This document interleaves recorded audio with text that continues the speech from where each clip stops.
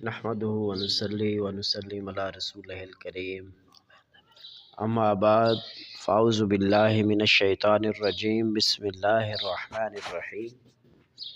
معزز سامعین کرام، جیسا کہ ہم جانتے ہیں کہ رمضان المبارک کی آمد ہے، تو اب سوال یہ پیدا ہوتا ہے کہ ہم اس رمضان کو کیسے گزاریں، یا اللہ اور اس کے رسول صلی اللہ علیہ وآلہ وسلم نے ہمیں رمضان کیسے گزارنے کا حکم دیا ہے۔ تو اللہ جلال شانہ نے انسان کو اس دنیا میں اپنی بندگی کے لیے بھیجا ہے۔ یہ انسان جہاں چند روز کا مہمان ہے، اپنی مہلت اور مدت مکمل ہونے کے بعد اگلے سفر پر روانہ ہوگا۔ خوش نصیب ہے وہ انسان جو یاد الہی میں اپنا وقت گزارے، جو اللہ رب العزت کی خاطر جوئی کے لیے، اللہ تعالیٰ کی رضا کے لیے ہر لمحہ بے قرار رہے، جس کا ہر عمل سنت نبوی کے مطابق ہو، جس کا ہر کام شریعت مطہرہ کے مطابق ہو، جس کا ہر کام شریعت مطہرہ کے مطابق ہونے کے ساتھ ساتھ جب وہ شریعت مطہرہ کے مطابق ہوگا تو وہ دنیا میں بھی کامیاب ہوگا اور آخرت میں بھی کامیاب ہوگا، جیسا کہ اللہ نے قرآن مجید کے اندر ارشاد فرمایا فقد فاز فوزا عظیما، تو یہ اس پر صادق آتا ہے۔ تو یہ ہماری خوش نصیبی ہے کہ رمضان کا بابرکت مہینہ ایک دفعہ پھر ہماری زندگیوں میں آیا ہے، ایسا مہینہ کہ جس کے ایک ایک پل میں اللہ تعالیٰ کی رحمت موسلادھار بارش کی طرح برستی ہے۔ جو انسان بھی اس ماہ مبارک کا دل میں ادب رکھتا ہے، اس کے روزے رکھتا ہے، گناہوں سے بچتا ہے اور عبادات کا اہتمام کرتا ہے، اللہ کی رحمت سے امید ہے کہ وہ انشاءاللہ عز و جل اللہ کا قرب اور جنت کے اعلیٰ درجات حاصل کرنے میں بھی کامیاب ہوگا۔ اسی طرح اگر ہم سلف صالحین کے حالات زندگی میں دیکھیں تو ان میں لکھا ہے کہ جب وہ کسی بزرگی کا تذکرہ کرتے تو یوں کہتے کہ فلاں آدمی تو بہت بزرگ آدمی ہے، اور اس کی بزرگی کی دلیل یہ دیتے تھے کہ اس نے تو اپنی زندگی کے اندر اتنے رمضان گزارے ہیں۔ ان کے نزدیک بزرگی کا یہ پیمانہ تھا، بزرگی اور ترقی درجات کا اندازہ لگانے کا یہ معیار تھا کہ فلاں انسان زندگی کے اتنے رمضان مبارک گزار چکا، اب اس کے درجے کو ہم نہیں پہنچ سکتے۔ اللہ اکبر! دیکھیں نبی کریم صلی اللہ علیہ وآلہ وسلم نے بھی ہمیں رمضان کے اندر نیک اعمال کرنے کی ترغیب دی ہے۔ ایک مرتبہ نبی کریم علیہ الصلاۃ والسلام نے رمضان المبارک کی آمد پر صحابہ کرام سے ارشاد فرمایا تمہارے اوپر ایک برکت والا مہینہ آیا ہے، اس میں اللہ رب العزت تمہاری طرف متوجہ ہوتے ہیں اور تم پر رحمتیں نازل فرماتے ہیں، تمہاری خطاؤں کو معاف کرتے ہیں، دعاؤں کو قبول فرماتے ہیں، اور فرمایا کہ اللہ تعالیٰ اس میں تمہارے تنافس کو دیکھتے ہیں۔ اب تنافس کسے کہتے ہیں؟ تنافس کہتے ہیں ایک دوسرے سے آگے بڑھنے کو، یعنی کسی بات میں ایک دوسرے سے مقابلہ کرنے کو۔ تو اس بات کی ترغیب دی گئی ہے کہ رمضان المبارک کے مہینے میں نیک اعمال اور عبادات میں ایک دوسرے سے سبقت لے جانے کی کوشش کرو، اس لیے کہ اس مہینے میں ہر بندہ یہ کوشش کرے کہ میں زیادہ سے زیادہ عبادات کرنے والا بن جاؤں۔ جیسے مثال کے طور پر اگر ہم دنیاوی کلاسوں میں دیکھیں تو جیسے کلاسوں میں امتحان ہوتا ہے تو ہر بچے کی کوشش ہوتی ہے کہ میں پہلی پوزیشن پہ آ جاؤں، تو بالکل اسی طرح ہی رمضان المبارک میں ہماری کوشش یہ ہو کہ ہم زیادہ سے زیادہ عبادات کرنے والے بن جائیں۔ اسی طرح رمضان المبارک میں اگر ہم معمولات نبوی کو دیکھیں تو صحابہ کرام رضوان اللہ تعالی عنہم فرماتے ہیں کہ جب بھی رمضان المبارک کا مہینہ آتا تو ہم رسول اللہ صلی اللہ علیہ وسلم کے اعمال میں 3 باتوں کا اضافہ محسوس کرتے تھے۔ پہلی بات یہ کہ آپ صلی اللہ علیہ وآلہ وسلم عبادت میں بہت زیادہ کوشش اور جستجو فرمایا کرتے تھے، حالانکہ آپ کے عام دنوں کی عبادت بھی ایسی تھی کہ آپ کے قدم مبارک متوارم ہو جایا کرتے تھے، یعنی سن ہو جایا کرتے تھے، یعنی اس کے اوپر سویلنگ ہو جاتی تھی۔ تاہم رمضان المبارک میں آپ کی یہ عبادت پہلے سے بھی زیادہ ہو جایا کرتی تھی۔ دوسری بات یہ کہ آپ اللہ رب العزت کے راستے میں خوب خرچ فرماتے تھے، اپنے ہاتھوں کو بہت کھول دیتے تھے، یعنی بہت کھلے دل کے ساتھ صدقہ اور خیرات فرماتے تھے۔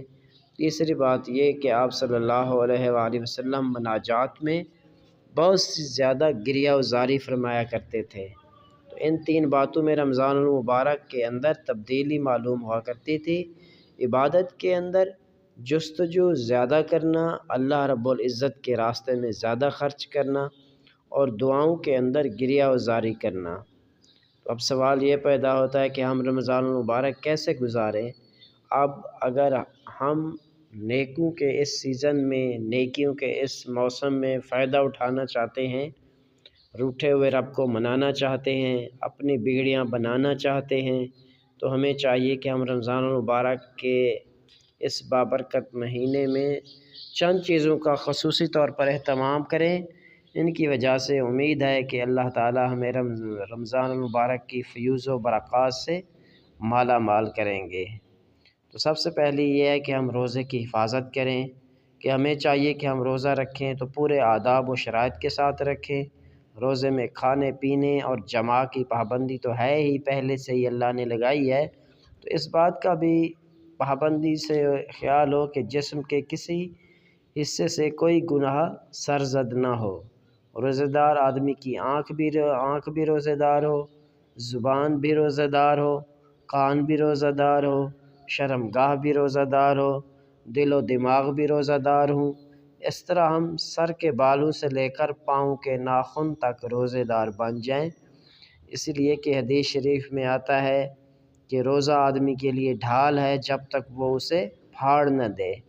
تو ڈھال سے مراد یہ ہے کہ روزہ انسان کے لیے شیاطین سے حفاظت کا کام کرتا ہے۔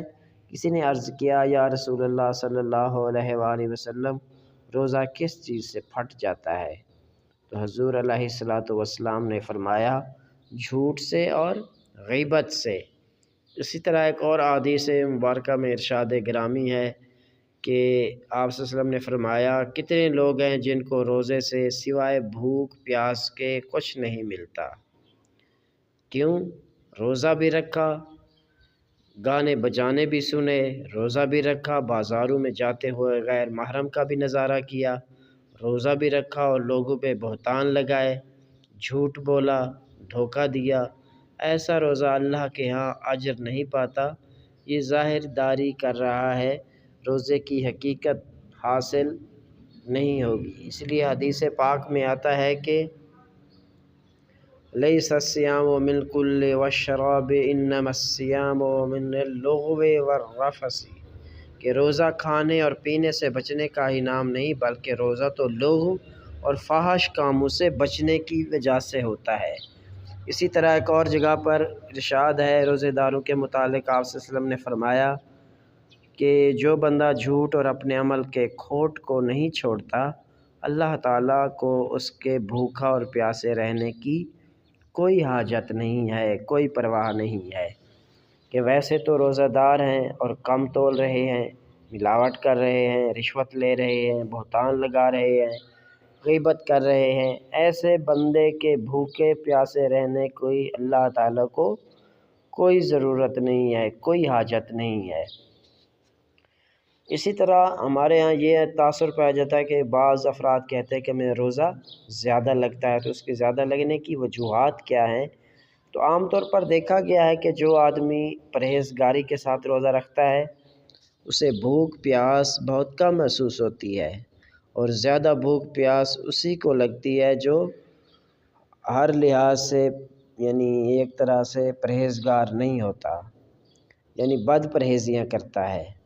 حضور علیہ الصلوۃ والسلام کے دور کی بات ہے کہ دو عورتوں نے روزہ رکھا اور روزہ ان کو اتنا لگا کہ وہ مرنے کے قریب ہو گئی۔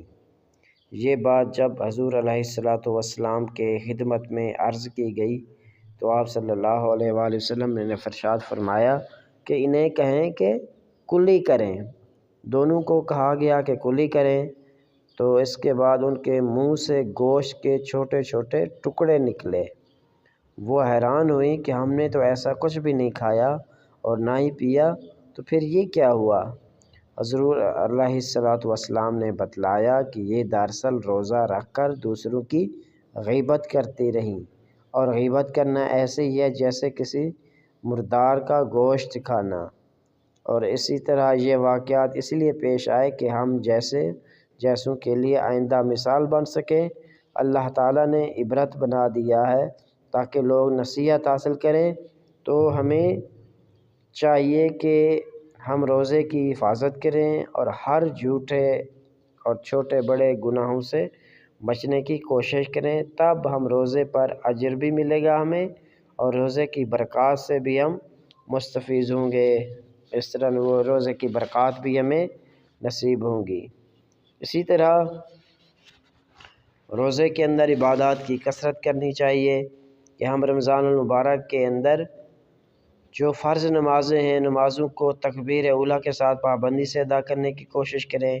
دیگر مسنون اعمال، نفلی عبادات، ذکر و اذکار کی کثرت کریں۔ عبادات کے ذریعے اپنے جسم کو تھکائیں۔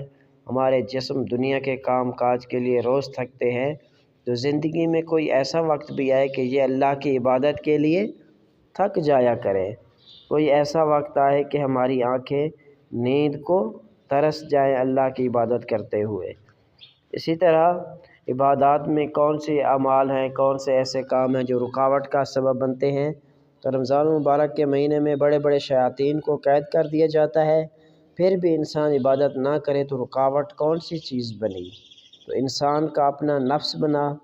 شیاطین ہمارے نفس کو اتنا بگاڑ دیتا ہے کہ گو خود گرفتار ہو جاتا ہے، وہ چھوٹے چھوٹے شتونگڑے رہ جاتے ہیں، تو یہ چھوٹے چھوٹے شتونگڑے ہی ہمارے نفس کو سیدھا نہیں ہونے دیتے۔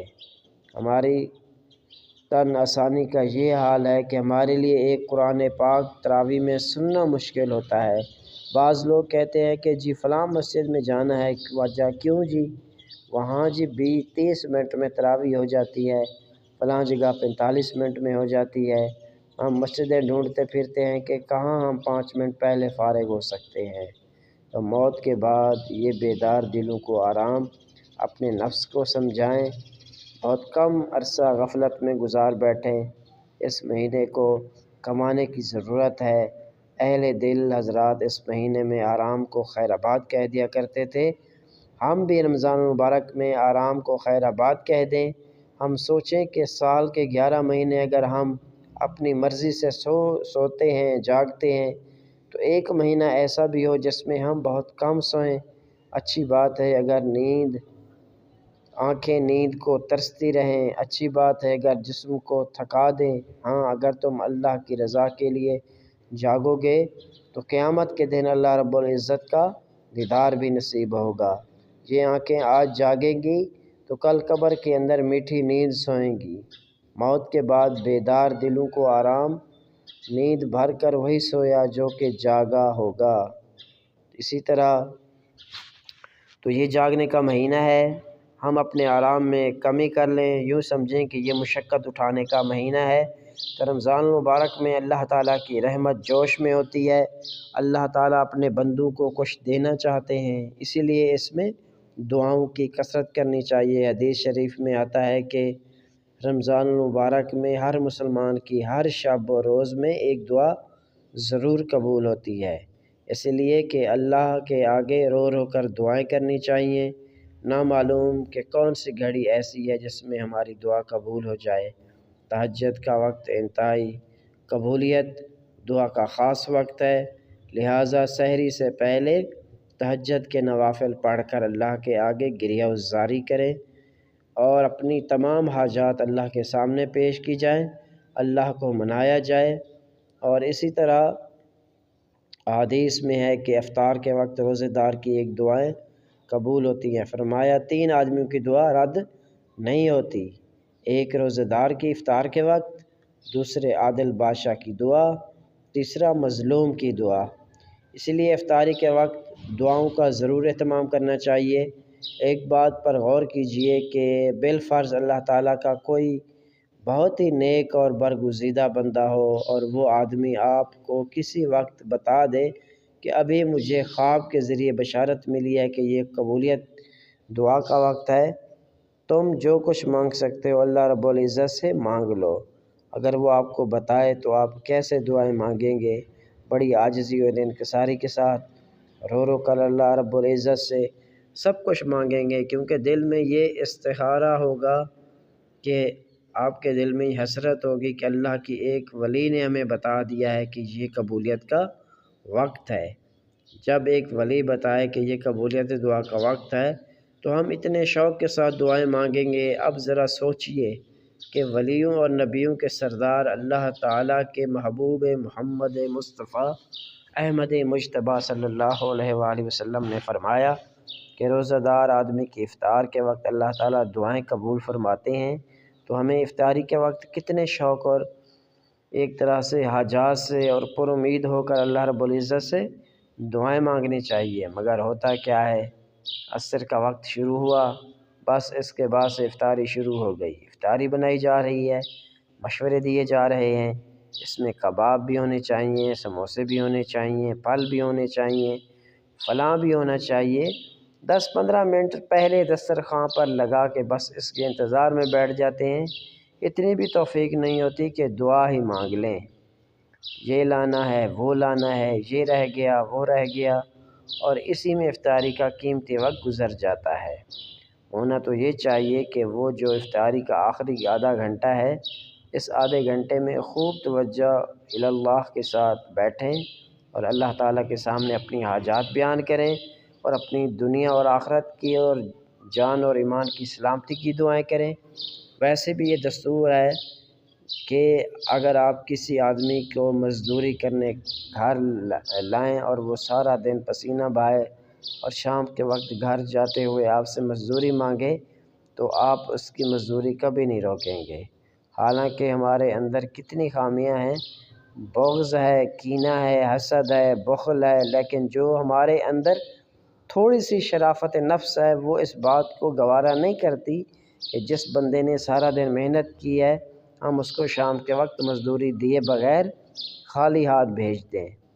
اگر ہمارا دل یہ نہیں چاہتا تو جس بندے نے اللہ کے لیے بھوک اور پیاس برداشت کی اور افطاری کے وقت اس کا مزدوری لینے کا وقت آئے تو کیا اللہ تعالیٰ بغیر مزدوری دیے اس کو تنخواہ دیں گے؟ ہرگز نہیں۔ اسی لیے صدقے یقین کے ساتھ افطاری کے وقت اللہ تعالیٰ سے دعائیں کریں، اللہ تعالیٰ قبول فرمائیں گے۔ اسی طرح حدیث شریف میں بھی اس بات کی ترغیب آئی ہے کہ رمضان شریف میں استغفار کی کثرت کریں، جنت کی طلب کریں اور جہنم سے پناہ مانگیں۔